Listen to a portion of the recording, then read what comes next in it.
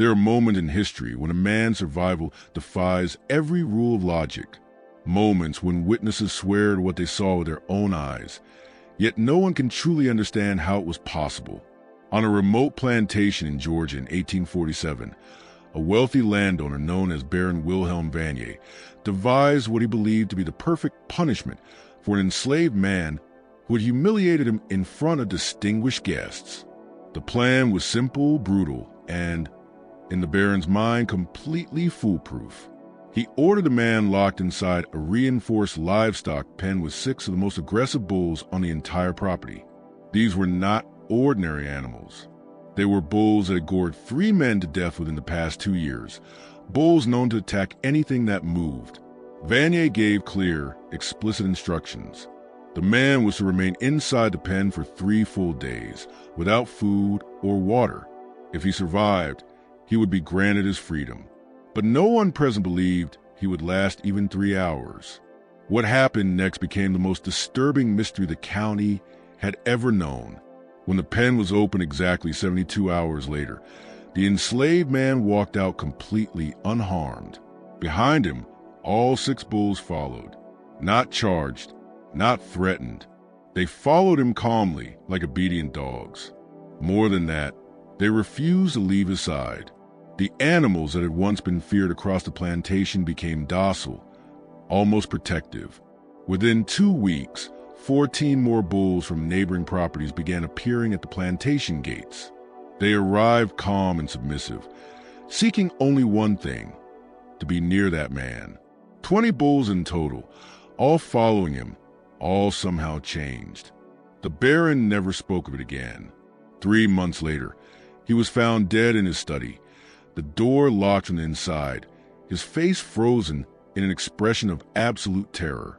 And the enslaved man vanished that same night, taking nothing with him except, according to 7 witnesses, a silent procession of 20 bulls that followed him into the darkness of the Georgia woods. This is a story of what truly happened inside that pen and why. To this day, no one has ever been able to explain it. Before we continue with the story of Tobias and the 20 bulls that followed him into legend, let me take a moment to ask you something.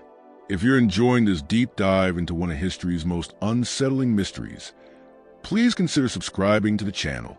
We bring you stories like this every week, tales that blur the line between documented history and inexplicable phenomena.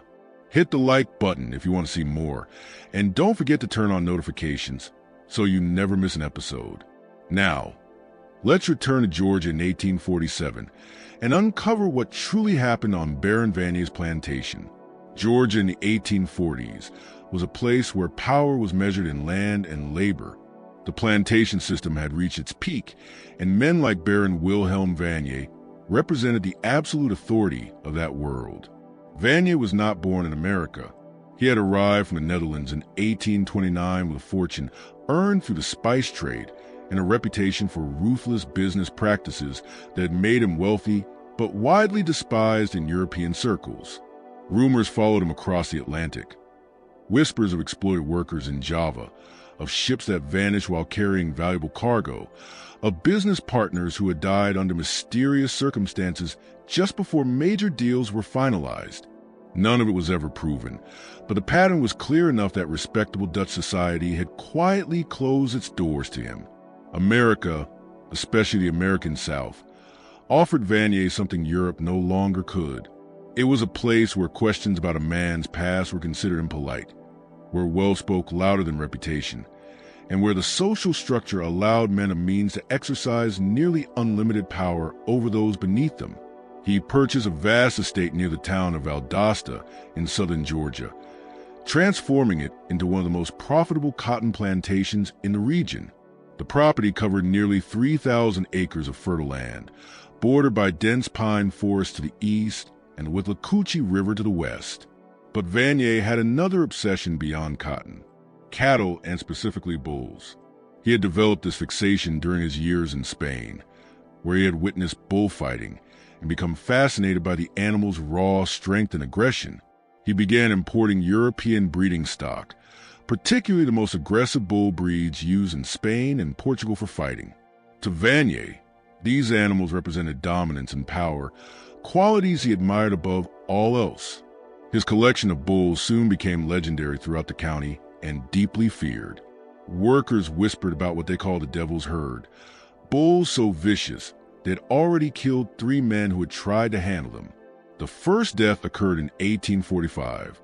A worker named Henry, who had experience with cattle from a previous plantation, was ordered to move one of the bulls into a different pen. The animal, a massive gray beast Vanier had named Titan, appeared calm at first, but the moment Henry stepped inside the enclosure with a lead rope, Titan charged. The attack was sudden and unbelievably violent. The workers watching nearby had no time to react. By the time they managed to distract the bull and drag Henry's body out, he was already dead. His chest had been crushed, several ribs shattered and driven into his lungs. The second death came 6 months later. A young man named Peter, barely 20 years old, had been assigned to feed the bulls. He approached the pen cautiously, sliding the feed through a narrow gap in the fence just as he had been instructed. But one of the bulls, a black animal with scarred flanks that Vanier called Goliath, forced its head to the opening and caught Peter's arm in its jaws. The bull pulled with such strength that Peter was dragged against the fence, his shoulder dislocated and his arm broken in 3 places. Other workers rushed to help, but in the chaos, Peter fell and struck his head against a fence post. He died 2 days later without ever regaining consciousness. The plantation doctor later said that even if Peter had survived, his arm was so badly mangled that it would have needed to be amputated. The third death was the most disturbing of all. A man named Samuel, who had worked with livestock for more than 15 years and was considered one of the most experienced handlers on the plantation, was tasked with treating an injury on one of the bulls. The animal had suffered a deep cut on its leg, and Vanier wanted it treated immediately to prevent infection. Samuel approached carefully, speaking softly, moving slowly, doing everything he could to avoid provoking the animal. He managed to get close enough to examine the wound, but the moment he touched the bull's leg, the animal erupted into violence. It reared up, its hooves slamming into Samuel's chest and head. Other workers managed to pull him free, but he died within minutes. His skull was fractured, blood pouring from his ears and nose. After Samuel's death, Vandermeer ordered the pen reinforced with additional iron bars and thicker wooden posts, transforming it into something closer to a fortress than a livestock enclosure. He also issued a strict decree that no worker was to enter the pen under any circumstances. The bulls would be fed only from the outside, through specially constructed chutes designed to keep human hands and bodies well out of reach. Water would be supplied through troughs that could be filled from a safe distance. The bulls would live permanently in that pen, isolated and dangerous, a living monument to Vandermeer's wealth and to his ability to maintain something that served no practical purpose beyond demonstrating his power. The plantation itself was a world unto its own. More than 200 people lived and worked there, the vast majority of them enslaved, their lives governed entirely by Vandermeer's moods and decisions. The main house was a grand structure built in the Greek Revival style, favored by wealthy Southerners of the era.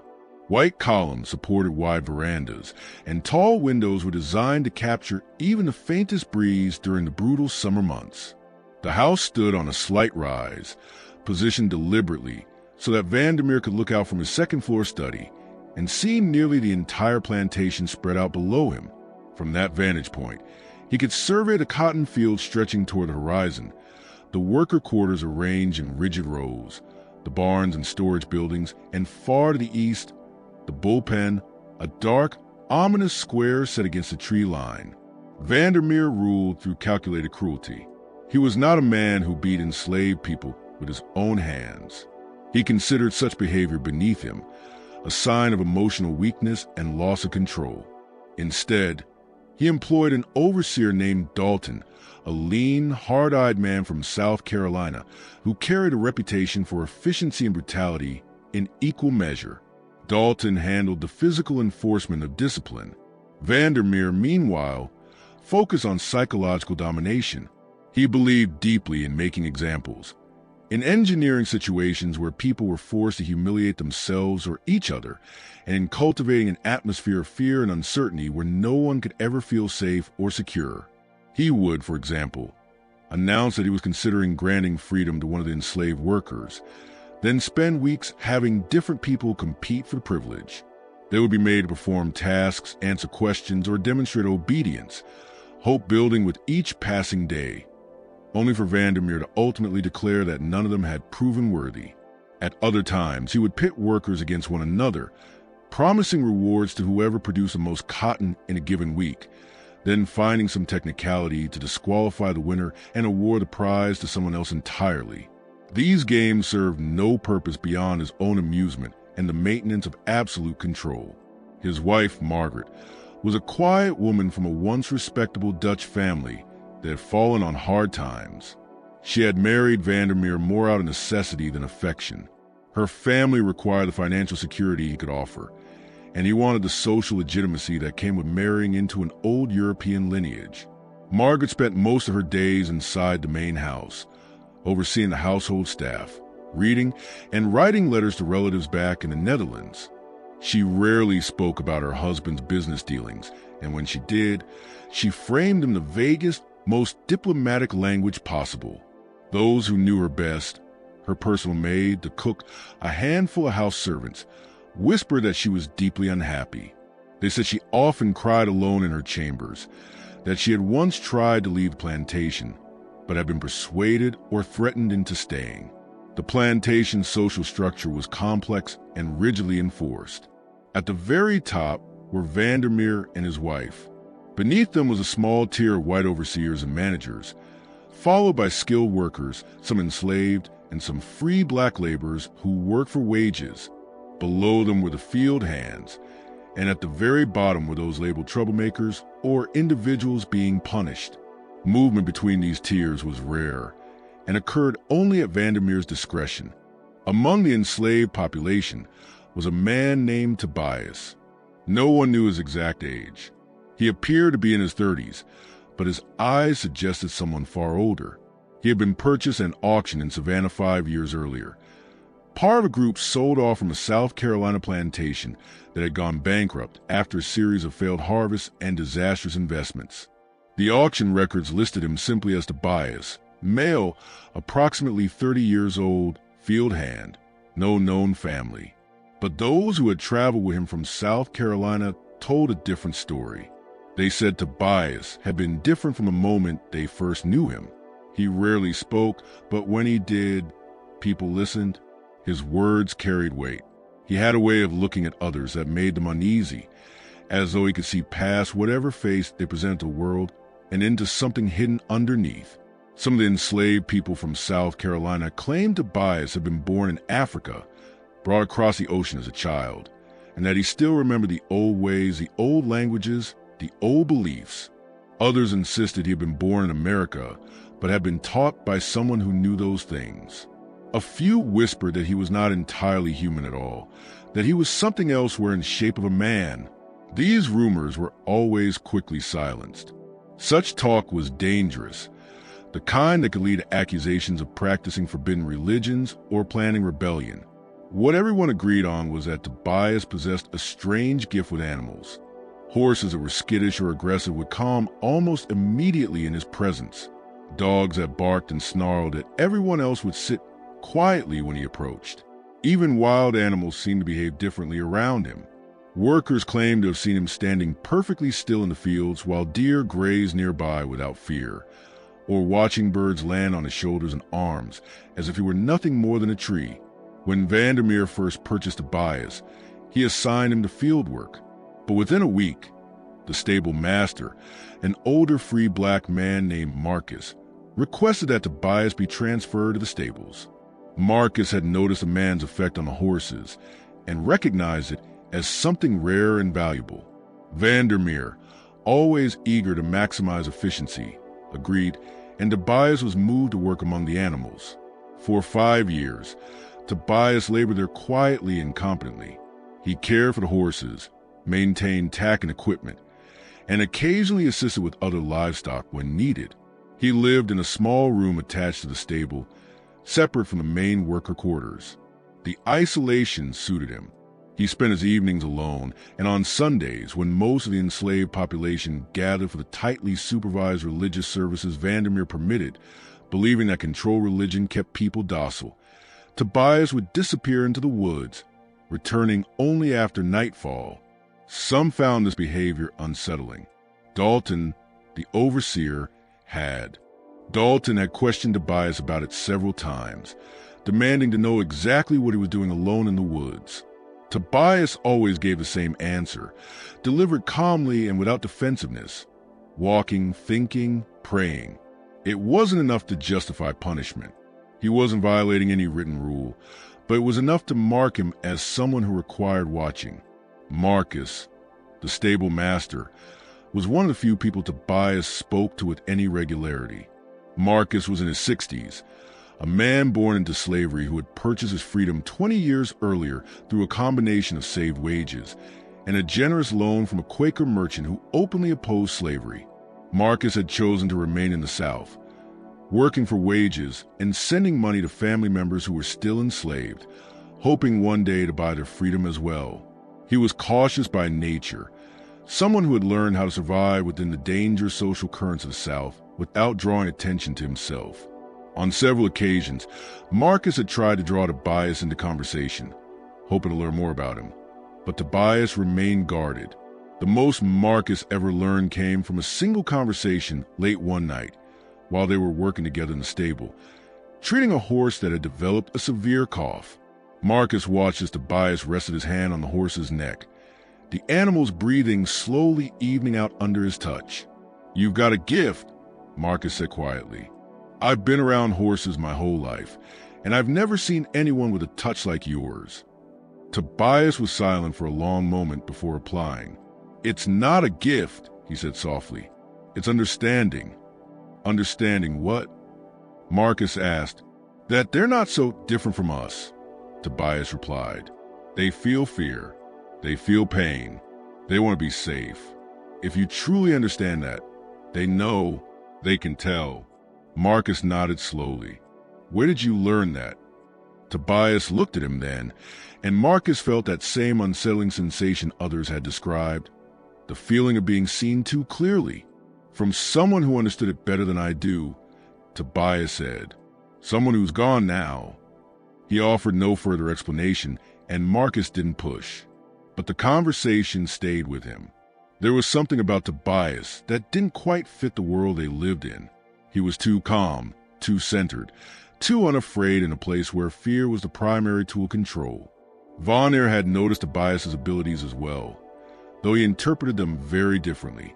To him, they were simply another resource to be exploited. He had used Tobias on several occasions to manage difficult livestock, always with success. But alongside that usefulness was suspicion. Vandermeer disliked anything he couldn't fully understand, and Tobias's effect on animals felt like something beyond ordinary skill. It suggested a kind of power, and Vandermeer could not tolerate the idea of anyone on his plantation possessing power that did not come directly from him. That tension had been building quietly for 5 years, never spoken aloud, but always present. And then came the incident that changed everything. The event that led to Tobias's punishment occurred on a warm April evening in 1847. Von Eyre was hosting a dinner for several prominent plantation owners from neighboring counties. These gatherings mattered greatly to him. They were opportunities to display his wealth, reinforce his standing in the local hierarchy, and strengthen business and political alliances. He had spent weeks planning this particular evening, ensuring every detail would be flawless. The guest list included some of the most influential men in southern Georgia. Colonel James Hartwell, who owned a plantation twice the size of Von Eyre's and maintained close ties to the state legislature. Richard Brennan, a wealthy merchant who controlled much of the regional cotton trade. Thomas Fairfax, a lawyer who had successfully defended several plantation owners in legal disputes involving land and labor. Their wives accompanied them, elegant women in expensive dresses who would spend the evening discussing fashion and gossip while the men conducted business. The dinner itself was extravagant. Vonner ordered his cook, an enslaved woman named Ruth who had trained in Charleston and was known for her mastery of French cuisine, to prepare a lavish feast. There was roasted duck, venison, fresh fish pulled from the river, vegetables grown in plantation gardens, imported wines, and elaborate desserts. The dining room was adorned with flowers and candlelight, the silver polished to a mirror shine, the crystal glasses arranged with precise care. The evening unfolded smoothly. The food was praised, the wine flowed freely, and conversation grew animated. Vonner presided at the head of the table, telling stories of his travels through Europe and Asia, mocking Northern abolitionists, and discussing recent political developments in Washington. He was in his element, performing for an audience that admired his wealth and authority. After dinner, as tradition dictated, the men retired to Vandermeer's study for brandy and cigars while the women remained in the parlor. It was during this time that Vonner made his fatal mistake. He had been drinking heavily, buoyed by the attention and approval of his guests, and decided to show them his prize bulls. "Gentlemen," he announced, rising to his feet and gesturing toward the window, "I have something to show you that I guarantee you've never seen before. The most magnificent and dangerous bulls in all of Georgia, perhaps in all of America." The men followed him outside, brandy glasses in hand, laughing and talking. The evening air was warm but comfortable, a light breeze carrying the scent of jasmine from the gardens. They crossed the grounds, passing the worker quarters where people watched silently from windows and doorways, then moving past cotton fields where young plants were just beginning to emerge from the soil. Finally, they approached the eastern edge of the property where the bullpen stood. The pen was an imposing structure, built to contain animals most men would never dare approach. Thick wooden posts, each sunk 4 feet into the ground, were reinforced with iron bars. The space in between the posts was tight, far too narrow for even the strongest bull to force his way through. The gate was equally formidable, constructed from heavy timber and secured with multiple iron chains and locks.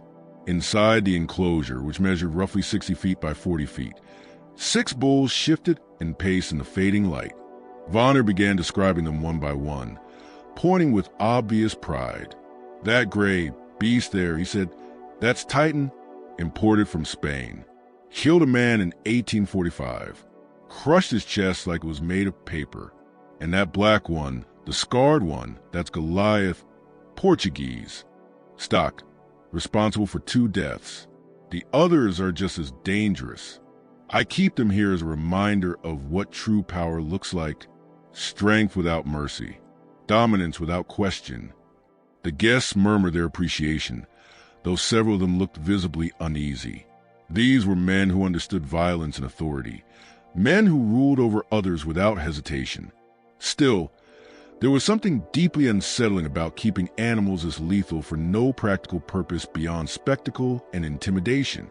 As Vandermeer continued his presentation, Goliath began to show signs of agitation.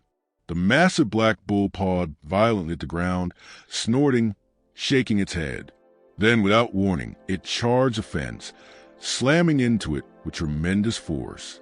The impact sent a shock through the heavy timbers, and several of the guests instinctively stepped backward. Vandermeer laughed, clearly pleased by their reaction. "Don't worry, gentlemen," he said confidently. "The fence is solid. These beasts can throw themselves against it all day, and they won't break through. I had it built specifically to hold them." Goliath charged again, and this time the other bulls joined him. All 6 animals rushed the fence together, bellowing in rage. The sound was overwhelming, a thunderous chorus of animal fury that echoed across the plantation grounds. The guests were no longer smiling.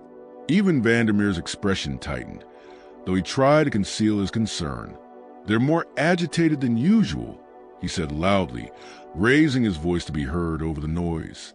Perhaps they sensed the presence of so many people. And then, as if summoned by the chaos itself, Tobias appeared. He had been working in the stable, located roughly 50 yards from the bullpen. Hearing the disturbance, he assumed one of the horses had been spooked and came to investigate. He carried a bucket of feed in one hand, his work clothes dusty, his expression calm and unreadable. The moment Tobias came within 20 feet of the pen, everything changed. The bulls stopped, not slowly, not gradually. They stopped instantly, as if a switch had been thrown. Goliath, frozen in the middle of a charge, planted his hooves and stood perfectly still. One by one, the other bulls did the same. The bellowing ceased. The ground-shaking rage vanished. The only sound left was the evening breeze moving softly through the pine trees. The silence was far more disturbing than the noise had been. All 6 bulls turned their heads toward Tobias. They did not advance. They showed no aggression. They simply stood there, watching him with what could only be described as focused attention. Their breathing slowed. Their massive bodies relaxed.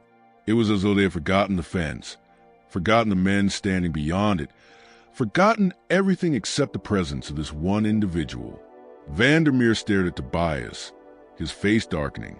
The guests glanced between the man and the bulls, confusion and fascination written across their faces. Colonel Hartley, who had consumed more brandy than the others and was feeling emboldened, let out a nervous laugh. "Well, Baron," he said, "it seems your slave has more control over your bulls than you do.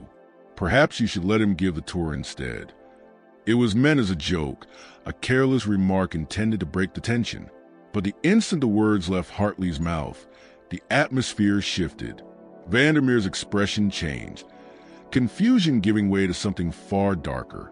Humiliation twisted together with rage.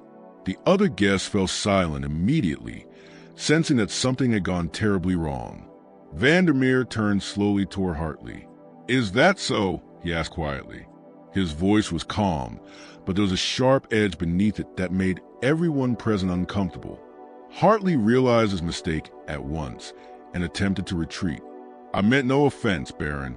I was only remarking on the remarkable effect your man seems to have on the animals. It's quite impressive."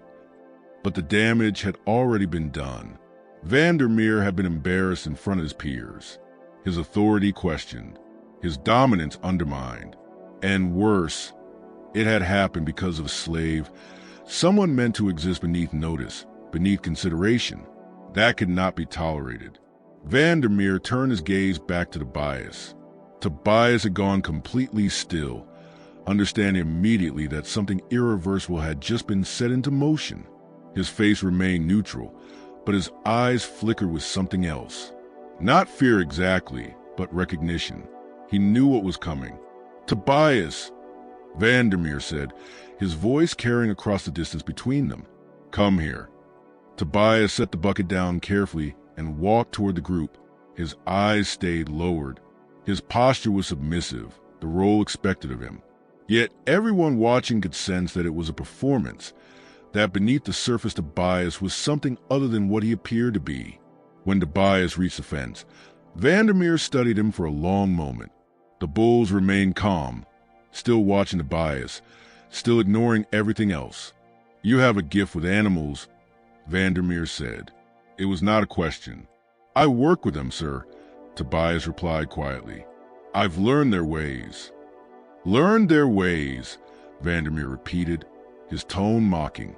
"How modest. Colonel Hartley seems to believe you have more control over my bulls than I do. What do you think about that?" Tobias said nothing. There was no safe answer. Vandermeer smiled, though the smile never reached his eyes. "I think we should test that theory," he said. "I think we should see just how much control you truly have." The guests shifted uneasily. They could sense where this was heading, and none of them liked it. "Baron," Thomas Fairfax said carefully, "perhaps we should return to the house. The evening is getting late, and—" "Nonsense," Vandermeer cut him off. "The evening is just getting interesting." He turned back to Tobias. "Gentlemen, I am going to make a wager with my slave here, a generous wager."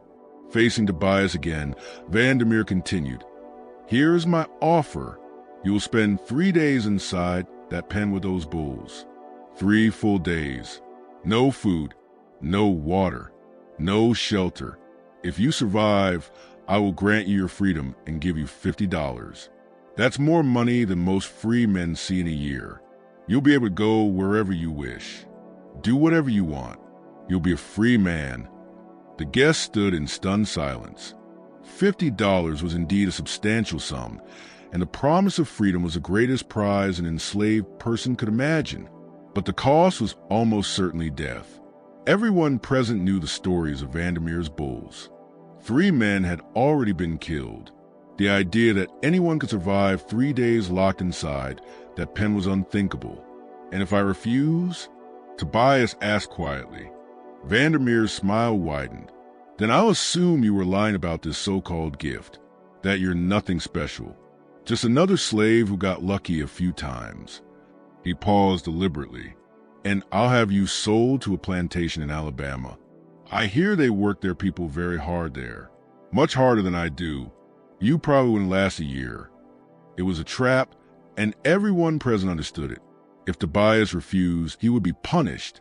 If he accepted, he would almost certainly die. But there was a third possibility, one Vandermeer had not seriously considered. Tobias might survive. And if he did, Vandermeer would be forced to honor his promise in front of witnesses, or lose face among men whose respect he valued above everything else. Tobias looked toward the pen. The bulls were still standing calmly inside, still watching him. Then he looked back at Vandermeer. "I accept," he said. For just a fraction of a second, Vandermeer's smile faltered, as if Tobias's willingness had caught him off guard. But the moment passed quickly. "Excellent," he said. "We'll begin tomorrow at dawn. I want everyone on the plantation to witness it. It will be educational." The guests walked back to the main house in uneasy silence. What had begun as an evening of indulgence had turned dark, and none of them felt comfortable with what they had just seen. Still, not one of them spoke up to stop it. This was Vandermeer's property, his slave, his decision. To interfere would be to question his authority, and that was a risk none of them were willing to take.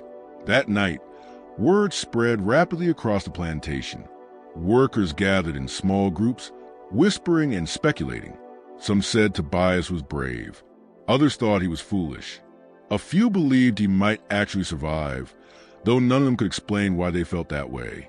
Marcus, the stable master, went to Tobias's small room attached to the stable. "You don't have to do this," Marcus said quietly. "We could find a way to get you out. There are people who help runaways. I know some names, some places." "No," Tobias replied calmly. "Running would only make things worse for me, and for everyone else here. Vandermeer would take his anger out on all of you."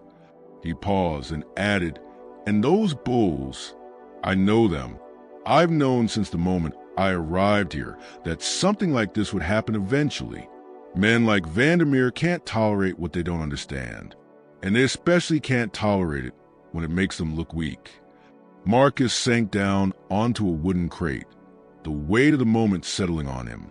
"So you're just going to walk into that pen and die?" Tobias looked at him, and Marcus saw something in his eyes he couldn't quite name. It wasn't fear. It wasn't resignation. It was something else entirely, something that looked almost like certainty. "I'm going to walk into that pen," Tobias said quietly. "What happens after that, we'll see."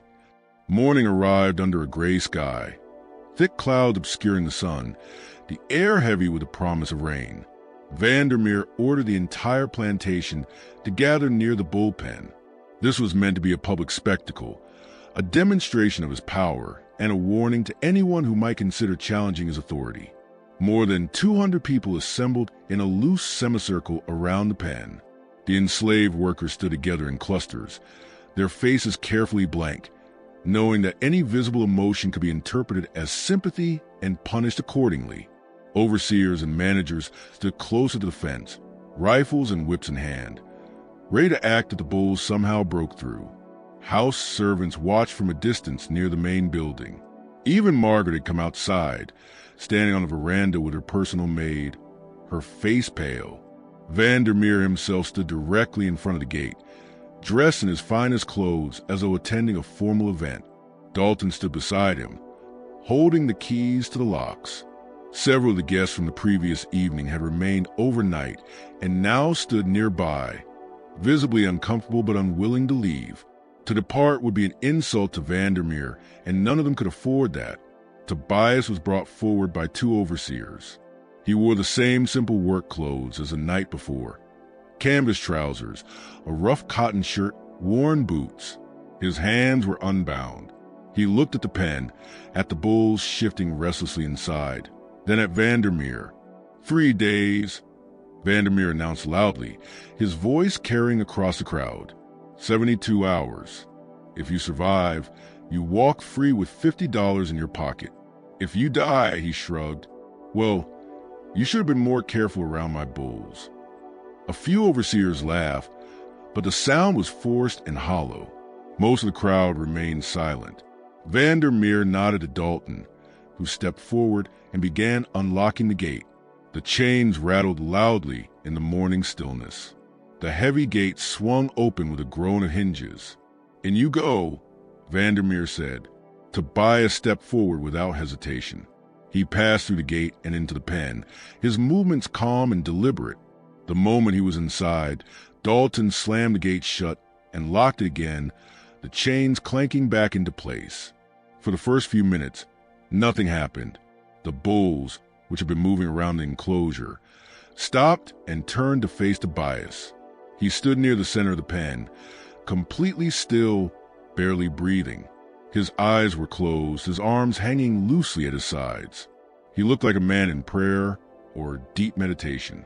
The crowd watched in tense silence. Some people held their breath. Others whispered prayers. A few children brought to witness the event began to cry and were hurriedly shushed by their parents. Then Goliath, the massive black bull responsible for 2 deaths, began to move. It lowered its head, pawed at the ground, its muscles tightening beneath its hide. Everyone recognized the signs. The bull was preparing to charge. Gasps rippled through the crowd. A woman screamed.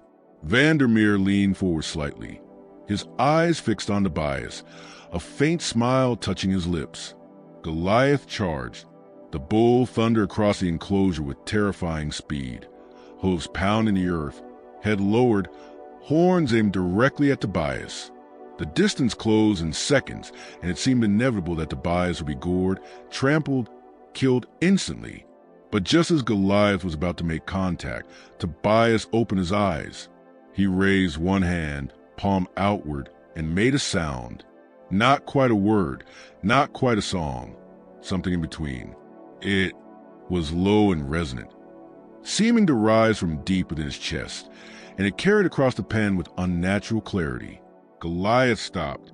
The bull's momentum should have carried it forward. By every physical law, it should have been impossible for an animal of that size, moving at that speed, to halt so suddenly.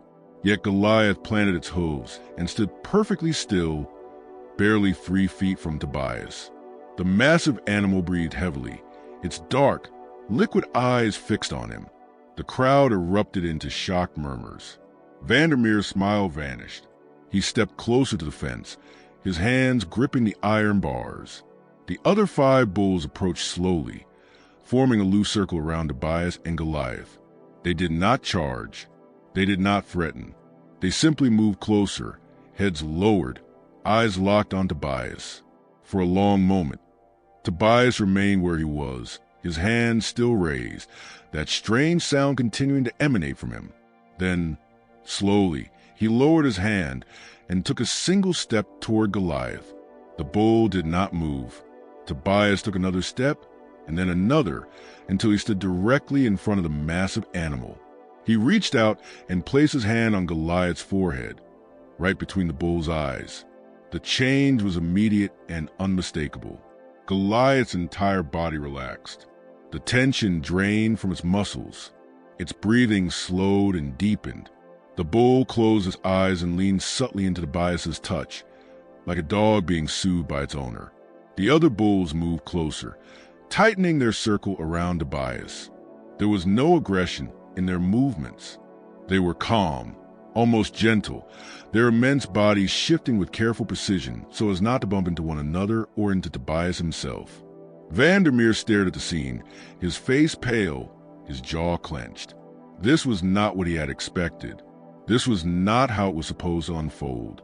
The bulls were meant to kill Tobias within hours, if not minutes. Instead, they behaved like domesticated animals, like creatures that had known Tobias all their lives. "Give it time," Vandermeer muttered, more to himself than anyone else. "They'll turn on him when he sleeps, when he shows weakness. They'll kill him then." But as the hours passed, it became clear that was not going to happen. Tobias remained in the center of the pen. At times he stood, at times he sat cross-legged on the ground. At other moments he walked slowly in small, deliberate circles. The bulls stayed near him, always maintaining a respectful distance of a few feet, never leaving his side. They showed no aggression.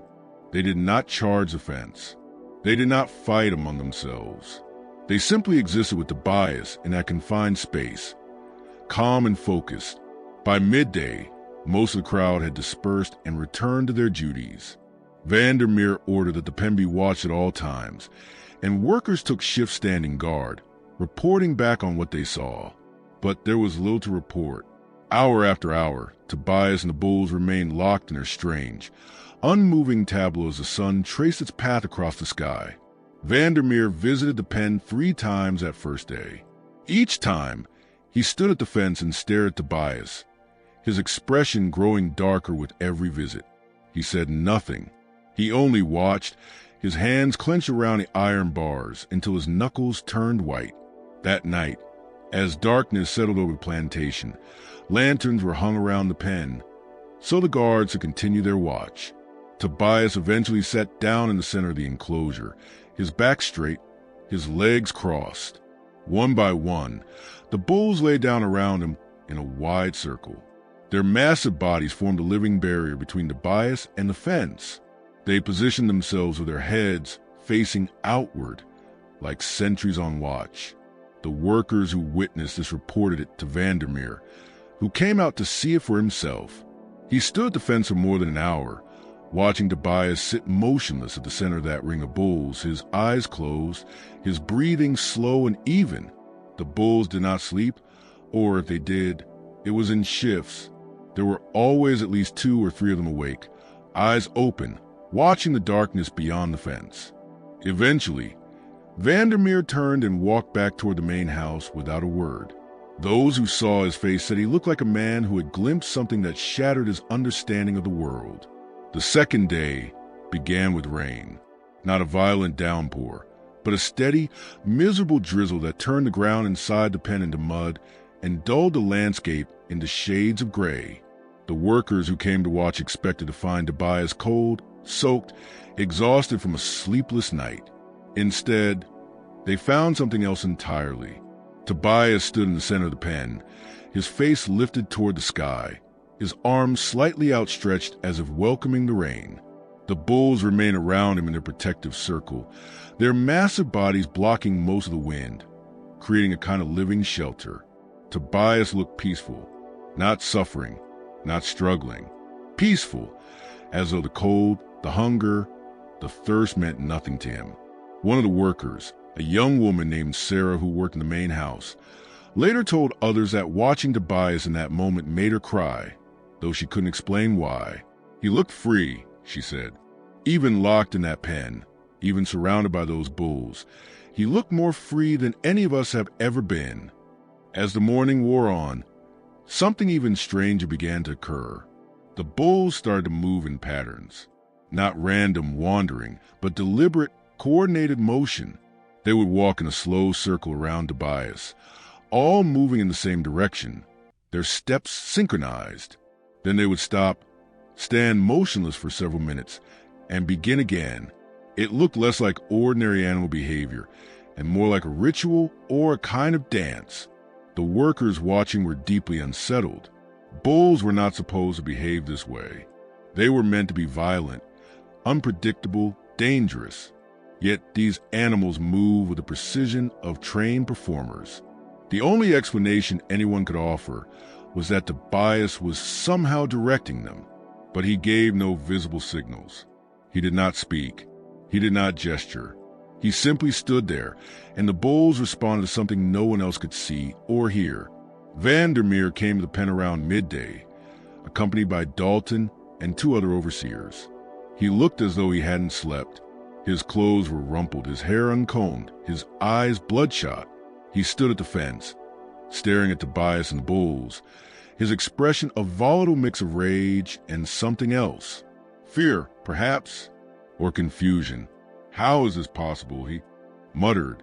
How is he doing this? Dalton, standing beside him, shook his head slowly. I don't know, sir.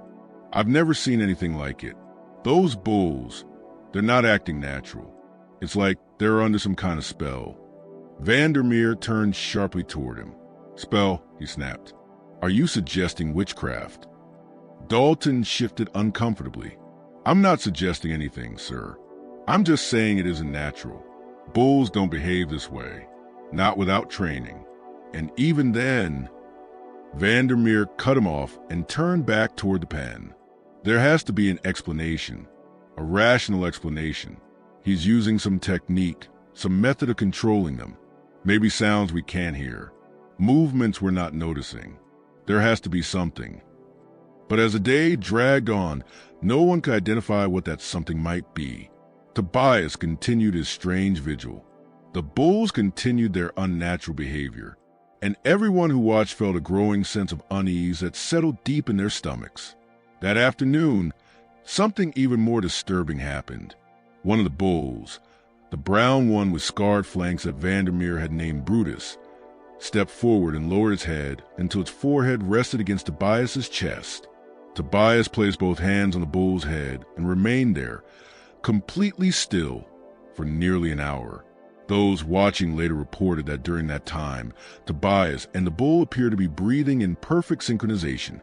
Inhale together, exhale together. Again and again, their chests rising and falling in the same rhythm. And more than that, the other bulls had stopped moving entirely. They stood frozen like statues, eyes fixed on Tobias and Brutus, as if witnessing something sacred. When the hour ended, Tobias gently removed his hands.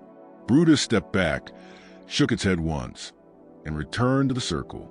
The other bulls resumed their slow, deliberate patterns. Tobias sat down in the mud, cross-legged, his eyes closed, rain still falling against his upturned face. By the evening of the second day, news of what was happening had spread beyond the plantation. People from neighboring properties began arriving, asking for permission to witness the spectacle. Vandermeer, who would normally have welcomed the attention, instead ordered the gates shut and guards posted to keep outsiders away. He didn't want witnesses. He didn't want the story spreading any further than it already had. But stories spread regardless of what anyone wants. Workers on Vandermeer's plantation had family and friends on other estates, and they talked. Merchants and traders passing through heard the rumors and carried them onward. Within days, the tale of the enslaved man who had survived 2 days locked in a pen with 6 killer bulls was being told in taverns, churches, and general stores throughout southern Georgia. Some versions painted Tobias as a saint, blessed by God with the power to tame wild beasts. Others described him as something darker, a practitioner of African magic who had made bargains with spirits or demons. A few claimed he was a prophet sent to deliver a warning about the evils of slavery. Others insisted he was simply a skilled animal handler who had gotten impossibly lucky. But everyone agreed on the core facts. Tobias was alive. The bulls were calm. And something inexplicable was happening inside that pen. On the evening of the second day, Vandermeer locked himself inside his study and drank heavily. His wife, Margaret, tried to speak with him, but he ordered her away. House servants later reported hearing him talking to himself, his voice rising and falling, sometimes furious, sometimes pleading, as though he were arguing with someone who wasn't there. Around midnight, one of the house servants, a young man named Daniel whose duties included keeping the fires lit throughout the house, passed by the study and heard Vandermeer shouting. Daniel paused and listened, later repeating what he had heard. He kept saying, "It's not possible. It's not possible," over and over, Daniel said. Then he started talking about the bulls being his, about how he owned them, how he controlled them, And then he said, "He's taking them from me. He's taking everything from me." Daniel said Vandermeer sounded frightened. I've never heard the Baron sound scared before. The third day dawned clear and bright, the rain having passed during the night. The ground inside the pen was still churned into thick mud, and Tobias was covered in it, his clothes, his skin, his hair. But he didn't look weakened. If anything, he looked stronger. His eyes were clear and focused. When he stood and stretched, his movements were fluid and controlled. He looked like a man who had just woken from deep, restorative sleep. Not someone who had gone 2 days without food or water, exposed to the elements, surrounded by dangerous animals. The bulls also appeared renewed. They moved with purpose, the lethargy of the previous day replaced by a vibrant alertness. They continued their synchronized movements, but now there was something almost joyful about it, as if they were celebrating. Vandermeer arrived at the pen shortly after dawn, accompanied by nearly a dozen overseers and armed workers. He looked haggard. His face was gaunt, his eyes hollow, his hands trembling slightly. It was obvious he hadn't slept. He stood at the fence staring at Tobias, and for a long moment neither of them spoke. Finally, Vandermeer broke the silence. "How are you doing this?" he demanded. Tobias looked at him calmly. "I'm not doing anything. I'm just here." "That's not an answer," Vandermeer snapped. "Those bulls should have killed you. They've killed 3 men. They're dangerous, unpredictable, violent. But they trust me," Tobias said quietly. Vandermeer's face twisted with rage. "You're using some trick, some technique. Tell me what it is." Tobias was silent for a moment before replying. "There is no trick. I understand them, and they understand me. That's impossible." "Is it?" Tobias asked calmly. "Or is it just something you never bothered to learn?" The word struck Vandermeer like a physical blow. His face went pale, then flushed deep red with anger. "You dare speak to me like that? You're a slave. You're property. You're nothing." Tobias met his gaze steadily. "If I'm nothing," he said, "then why are you so afraid of what's happening here?" Vandermeer opened his mouth to respond, but no words came. He stood there trembling, shaking with rage and with something else as well, the fear that had been growing inside him since this ordeal began. At last, he turned abruptly and walked away without another word, leaving the overseers standing awkwardly by the fence. As the morning wore on, something unprecedented began to unfold. Workers stationed along the eastern edge of the plantation, near the boundary with the neighboring property, reported hearing strange sounds. The bellowing of bulls, but not aggressive, not distressed. It sounded almost like calling, as if the animals were communicating with one another across distances. By midday, the reports grew more specific. Bulls from a neighboring plantation owned by a man named Hutchinson had broken through their enclosure and were moving toward Vandermeer's land. They weren't running. They weren't stampeding. They were walking with purpose, as if drawn by something they could not resist. Hutchinson himself arrived at Vandermeer's gates around 2 o'clock that afternoon, furious and confused. "Your man has done something to my bulls," he shouted at the guards. They broke through a reinforced fence and headed this way. "I want to know what the hell is going on." Word was sent for Vandermeer, who came to the gates looking even worse than he had that morning. When Hutchinson explained what happened, Vandermeer's face drained of color. "How many bulls?" he asked. 5, Hutchinson replied. 5 of my best breeding stock. They just left, walked straight through the fence like it wasn't there. And they're headed here, toward that pen where you got your slave locked up. What did he do to them?"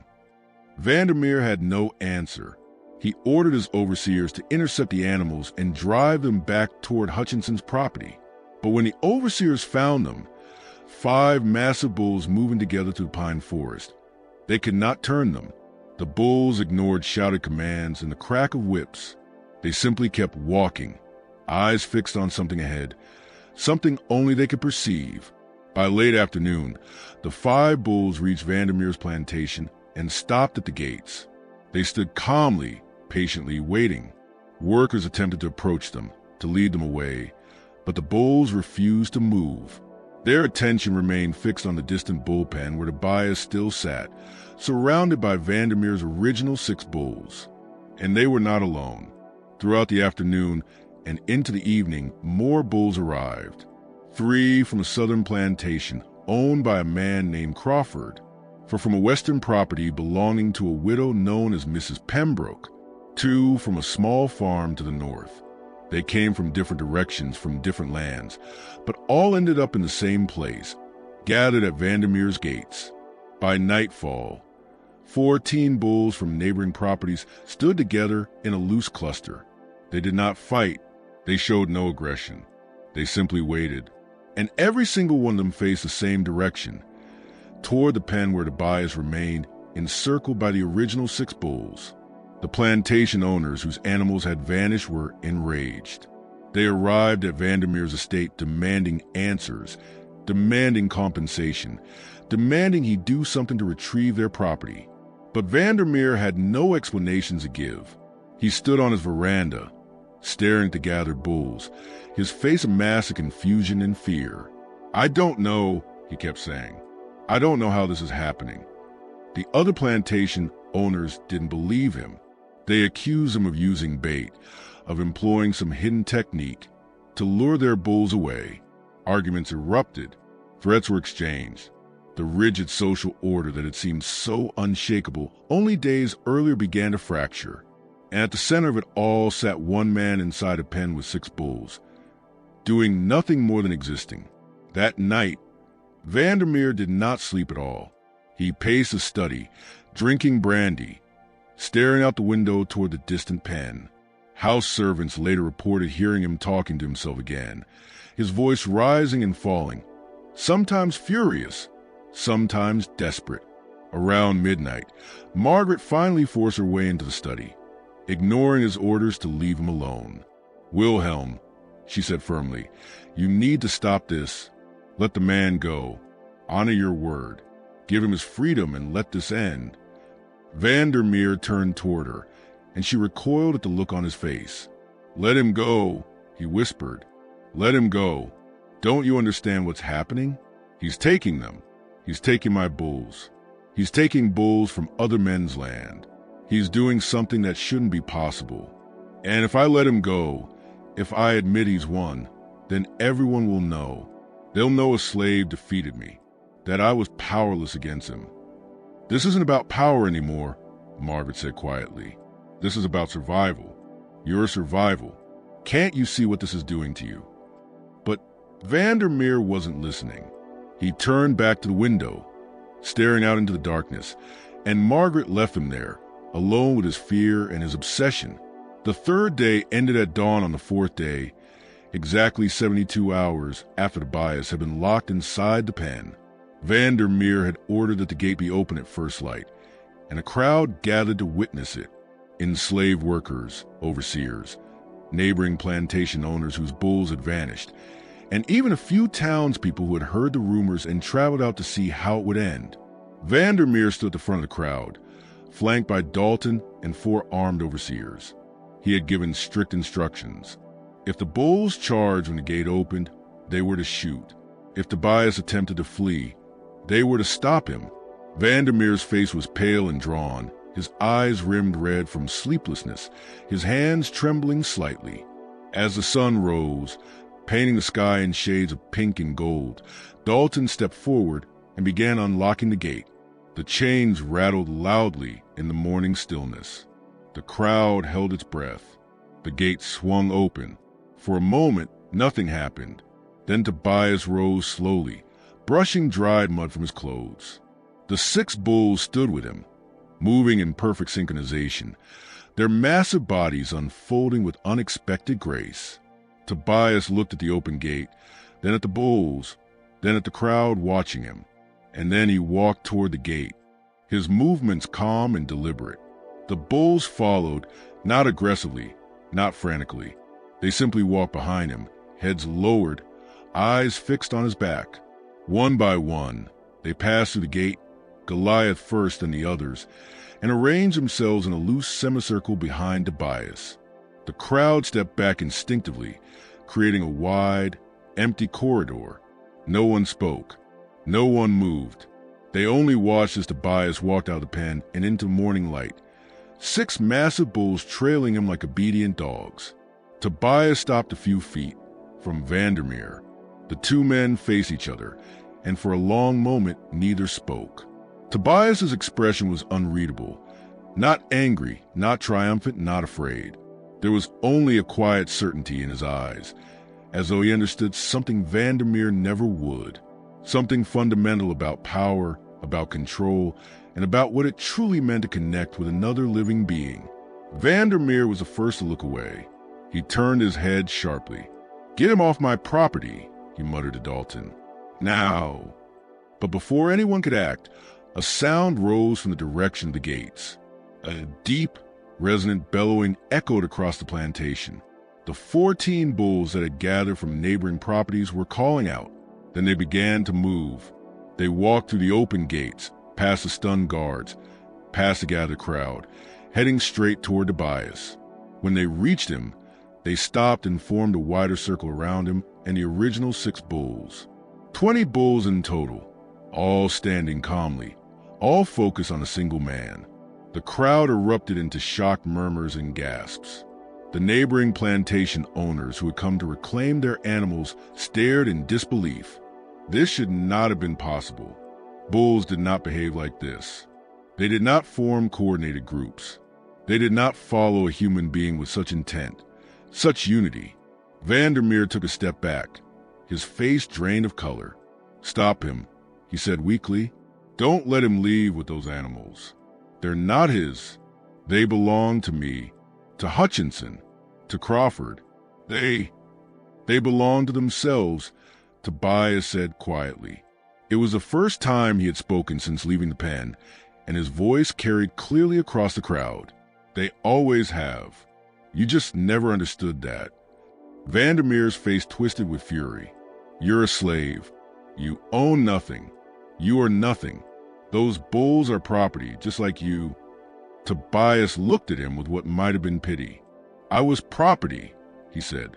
"You promised me my freedom if I survived 3 days. I survived, so now I'm free. And these bulls," he gestured to the animals surrounding him, "they've made their choice. Shoot him." Vandermeer suddenly shouted, turning toward the armed overseers. "Shoot him and scatter those bulls." But none of the overseers moved. They glanced at one another, tense and uncertain, but no one raised a weapon. The sight of 20 massive bulls standing in perfect calm around one man was too strange, too unsettling. It felt wrong to interfere, as if doing so would violate some natural law they did not understand. Dalton stepped forward, his voice low. "Sir, you made a promise in front of witnesses. If you break it now, your word will mean nothing. Every man here will know you can't be trusted." Vandermeer looked around at the crowd, at the neighboring plantation owners, at his overseers, at the workers who had all heard his promise. He was trapped. If he honored his word, he lost face by allowing a slave to defeat him. If he broke it, he lost face by proving himself dishonorable. There was no path that did not damage his authority. At last his shoulders sagged. "Fine," he said, his voice barely audible. "Take your freedom. Take the $50 and get off my property. I never want to see you again." Tobias nodded slowly. "I'll need it in writing. A document stating that I'm free, signed by you, witnessed by these men. Otherwise, I'll be captured as a runaway the moment I leave." Vandermeer's jaw tightened, but he knew Tobias was right. He turned to Dalton. "Prepare the papers and get him his money." It took nearly an hour. Vandermeer's personal secretary was summoned to draft a formal document of manumission, declaring that Tobias was freed from slavery and granted $50 as payment for services rendered. Vandermeer signed it with shaking hand. 3 neighboring plantation owners added their signatures as witnesses, their expressions ranging from confusion to reluctant awe. Throughout it all, Tobias stood quietly, the 20 bulls surrounding him. Workers brought him water, which he drank slowly, and bread, which he ate in small bites. The bulls remained calm, shifting occasionally but never straying far from him. When the papers were finally ready, Dalton brought them to Tobias along with a small leather pouch containing $50 in coins. Tobias took the document, read it carefully, then folded it and tucked it inside his shirt. He accepted the pouch and nodded in thanks. "Where will you go?" Dalton asked quietly. He had always treated Tobias with more respect than the others, and there was genuine curiosity in his voice.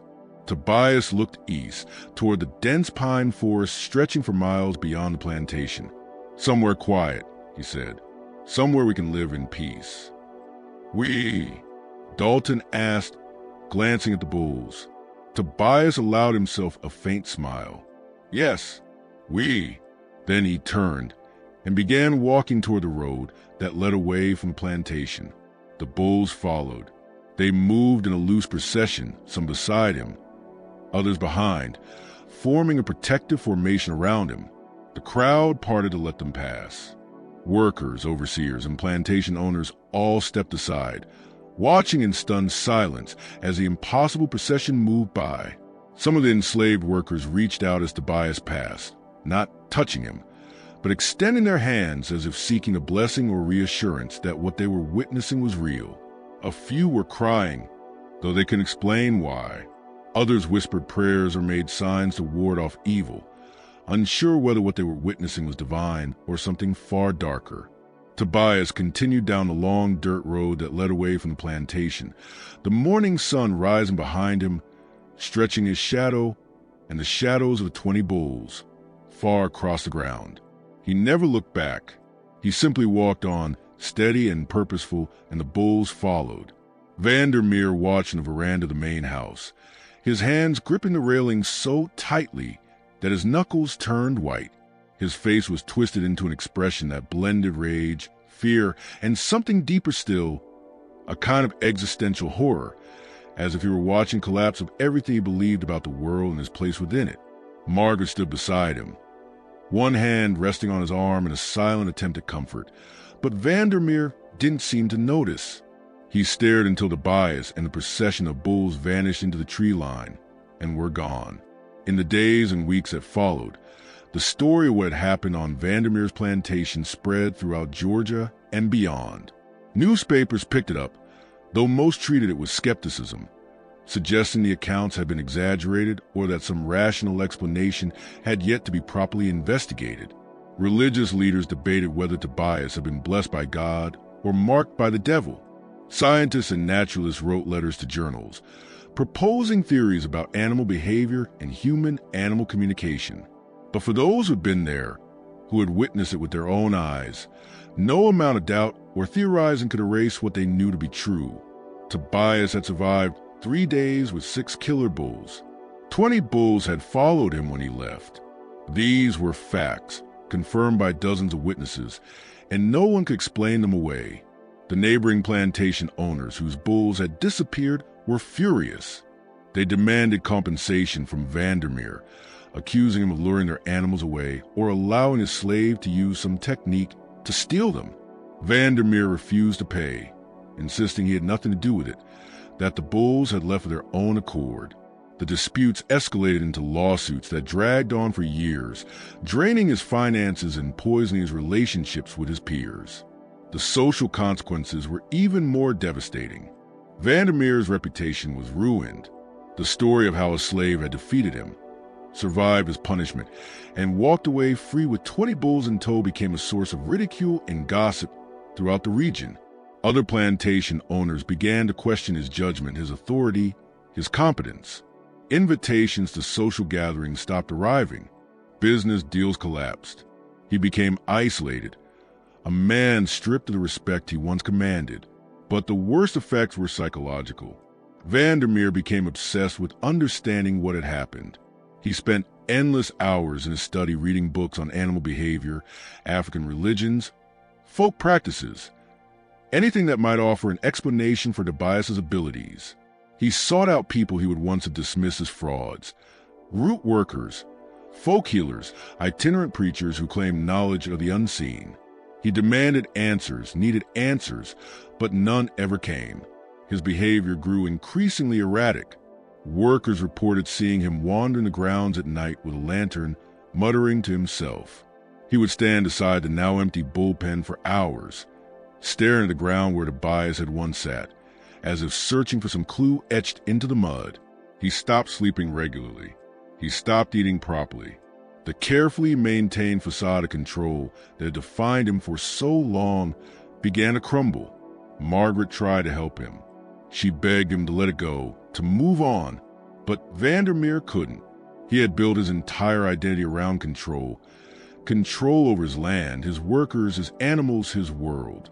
And Tobias had shattered that illusion completely.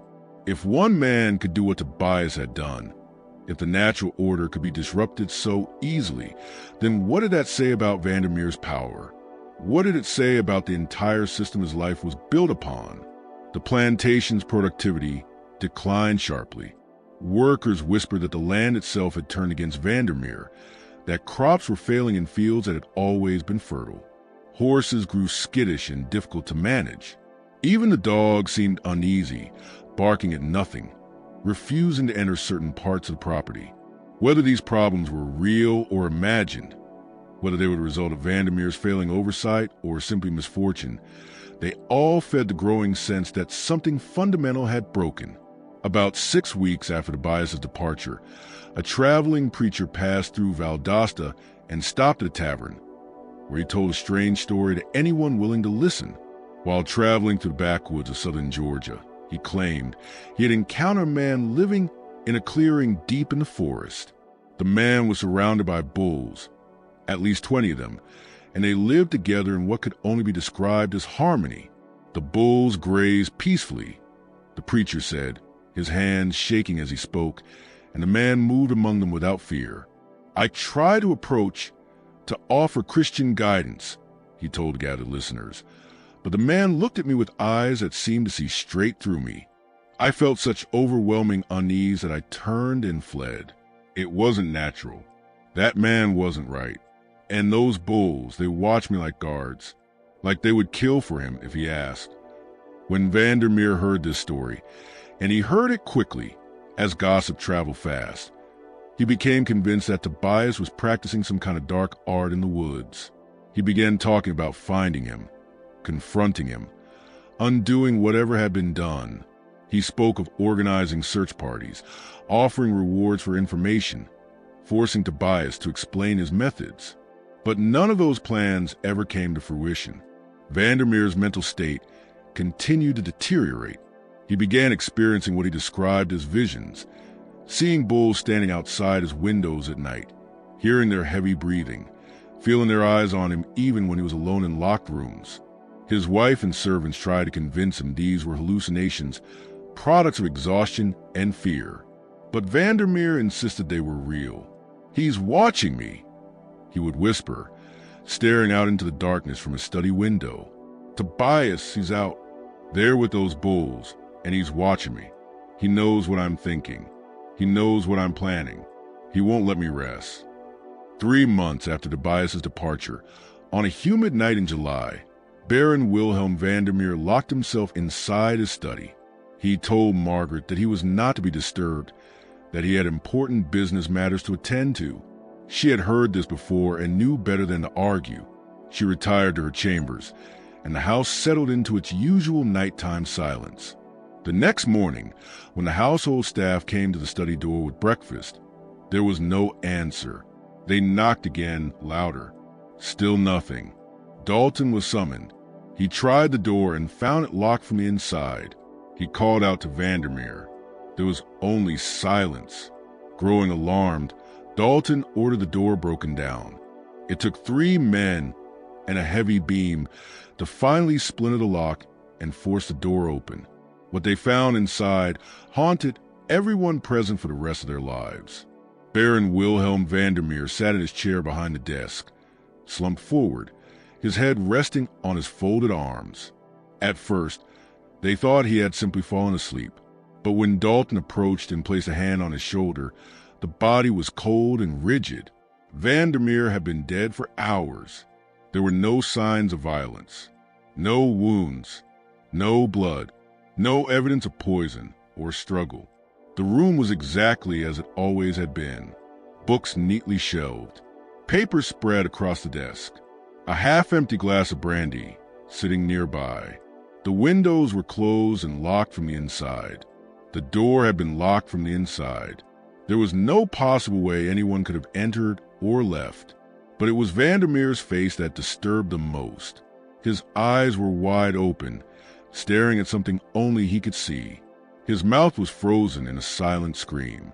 His hands were clenched so tightly that his fingernails had drawn blood from his own palms. Every muscle in his face was twisted into an expression of absolute, overwhelming terror. The doctor who examined the body could find no physical cause of death. The heart had simply stopped. It's as if, the doctor said carefully, choosing his words, as if he was literally frightened to death, as though he saw something so terrifying that his heart could not endure it. On the desk, beneath Vandermeer's arm, they found a single sheet of paper. It was covered in frantic, barely legible handwriting, the words scrawled in desperate haste. Dalton picked it up and read it aloud. They're here, all of them, standing outside the window. 20 bulls, just standing, watching, waiting. He's with them. Tobias. He's standing in the center and he's looking at me. He's looking through the window, through the walls, through everything. He sees me. He knows. They all know. They're not moving, just watching, just waiting. I can hear them breathing. I can hear their hearts beating. I can hear his heart beating. It sounds like thunder, like the earth itself. They're not leaving. They're never leaving. They're going to stand there forever, watching, waiting until The writing ended abruptly, the pen trailing off the page as if Vandermeer's hand had simply stopped working mid-sentence. Dalton immediately sent men to inspect the grounds outside the study windows. They found nothing. No hoof prints, no tracks, no sign that any animals had been there at all. The grass was undisturbed. The ground was dry and hardened from weeks without rain. There was no physical evidence to support what Vandermeer had written. And yet, in the days that followed, 7 workers came forward independently, without consulting one another, to report something strange they had heard the night Vandermeer died. Around midnight, they had all heard what sounded like distant bellowing, deep, resonant calls, unmistakably the voices of bulls. But when they looked outside, they saw nothing. The sound seemed to come from everywhere and nowhere at once, echoing across the plantation like a warning or a judgment. One worker, an older woman named Ruth who had served as a plantation's cook, said something others remembered for years afterward. That sound, she said, it wasn't angry. It wasn't threatening. It was just there, like the bulls were saying, "We remember, we know what you did, and we're watching." That's what it sounded like to me, like a reminder that some things can't be forgotten, no matter how much you want them to be. Baron Wilhelm Vandermeer was buried in the family plot on the plantation grounds. The funeral was small and deeply uncomfortable. Few neighboring plantation owners attended, and those who did left quickly, uneasy with the whispers and rumors surrounding Vandermeer's death. The preacher who conducted the service kept his remarks brief and vague, avoiding any mention of the strange events that had defined Vandermeer's final months. Margaret Vandermeer sold the plantation within 6 months. She could not bear to remain there, could not sleep in a house where her husband had died in such a disturbing way. She returned to the Netherlands with what remained of the family fortune, which had been badly depleted by lawsuits and declining productivity. She never remarried, and she never spoke publicly about her husband's death. When family members asked, she would only say that he had lost himself, that he became obsessed with something he could not understand, and that it destroyed him. The plantation changed hands 3 times over the next decade. Each new owner reported strange difficulties. Crops failed in fields that had once been reliable. Livestock died under unexplained circumstances. Workers refused to remain on the property after dark. A persistent sense of unease seemed to cling to the land itself. The grand main house fell into disrepair. The fields grew wild. The worker quarters were abandoned. Eventually, the property was sold for a fraction of its original value to a timber company, which clear-cut the remaining forest and left the land barren. By the 1870s, all that remained of Vandermeer's plantation were a few crumbling foundations and a family burial plot where the Baron had been laid to rest. Even that eventually disappeared, swallowed by vegetation. The headstones toppled and broken, the names worn away by weather and time. As for Tobias, he was never seen again by anyone who could be considered a reliable witness. But stories persisted, passed down through generations. Each version differed in small ways, but all shared certain core details. Travelers moving through the deep woods of southern Georgia occasionally reported encountering a man living among bulls in remote clearings. Some said he was young. Others swore he was old. Some said he was black. Others claimed his skin had taken on a strange, weathered quality that made his race impossible to determine at all. But certain details remained consistent in every version of the story.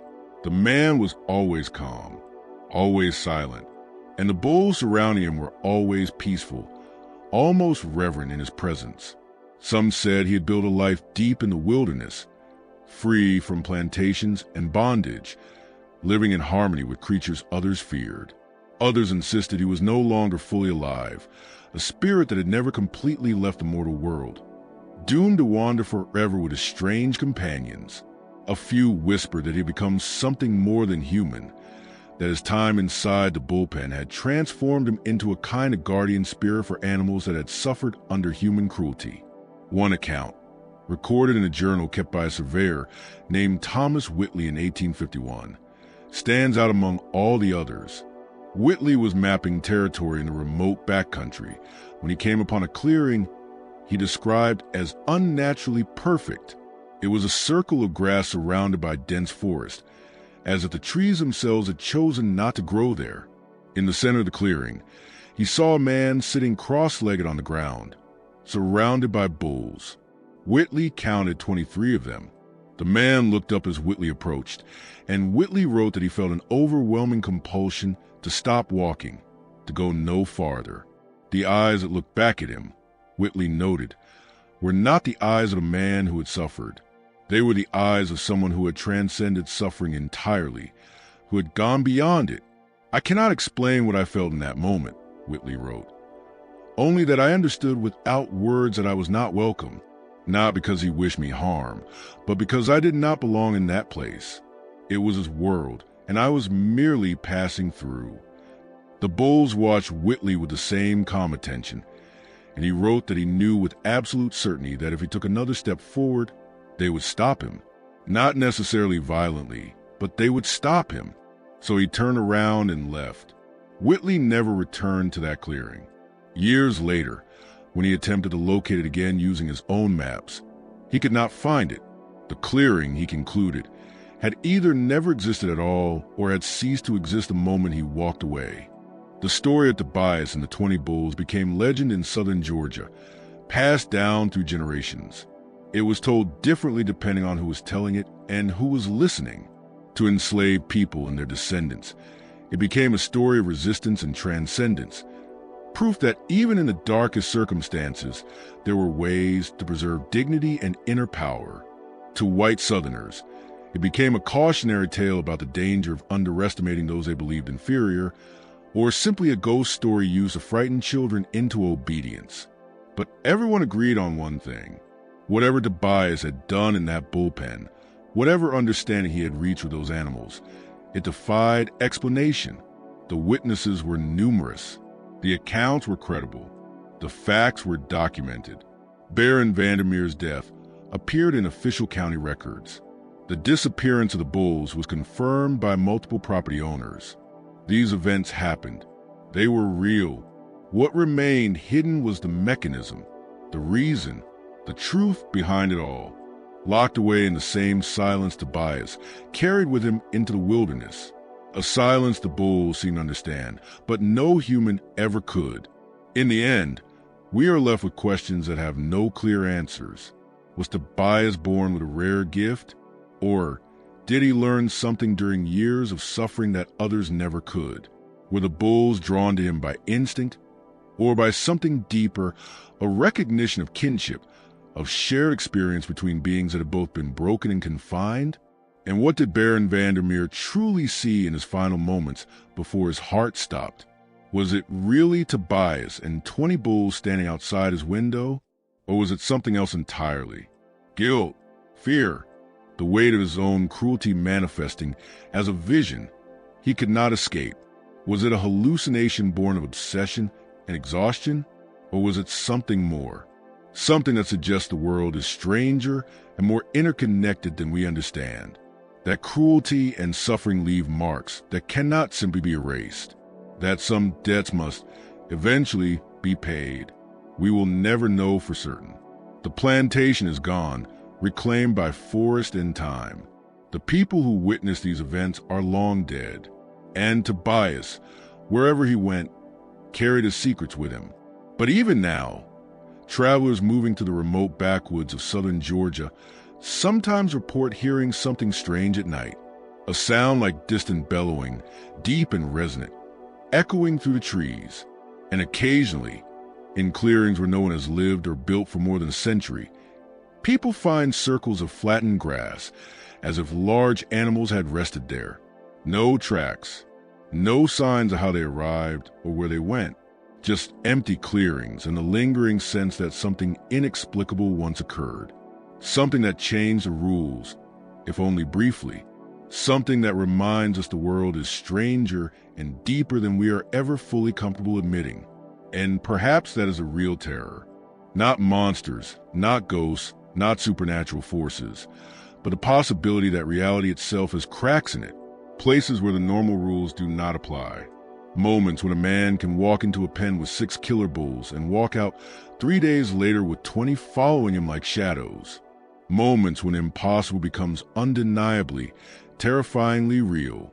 Moments that force us to question everything we think we know about power, about control, about consciousness, about connection, and about what it truly means to understand another living being. The story of Tobias and the 20 bulls is one of those moments. It happened, the evidence exists, but the explanation remains just out of reach, like a word on the tip of your tongue that you can never quite recall. And maybe that is how it is meant to be. Maybe some mysteries are not meant to be solved. Maybe they exist to remind us that for all our certainty, for all our science and logic and rational explanations, there are still things in this world we do not understand. Things that happened, things that were witnessed and documented, things that refuse to fit neatly into our categories, things that linger in our minds late at night when we are alone with our thoughts, making us wonder whether the world is truly as solid and predictable as we like to believe, or whether there are fractures beneath the surface, places where something older, deeper, and forgotten can slip through. The story of Tobias is one of those fractures. It remains open even now, more than a century and a half later. A question without an answer, a mystery without a solution, a reminder that some things once witnessed can never be explained away. What do you think of this story? Do you believe Tobias possessed a genuine gift? Or was there a rational explanation no one ever uncovered? Could Vandermeer's death have been caused by fear and guilt alone, or was something else at work? Leave your thoughts in the comments below. And if you enjoyed this deep dive into one of history's most unsettling mysteries, please subscribe to the channel and turn on notifications so you never miss another story. Until next time, remember, the past is full of mysteries, and some of them refuse to stay buried.